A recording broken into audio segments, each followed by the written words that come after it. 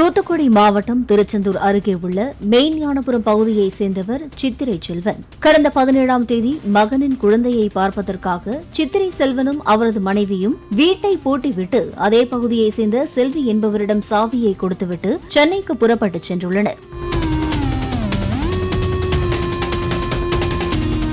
திங்கட்கிழமையன்று வீட்டை பெருக்கி சுத்தம் செய்ய வந்த செல்வி வீட்டின் கதவுகள் உடைந்து கிடப்பதைக் கண்டு அதிர்ச்சியடைந்துள்ளார். பீரோவில் வைத்திருந்த 60,000 ரூபாய் ரொக்கப்பணம், 1.5 பவுன் எடை கொண்ட 2 ஜோடி கம்மல், 1 ஜோடி வெள்ளி கொலுசு ஆகியவை கொள்ளையடிக்கப்பட்டது தெரியவந்தது.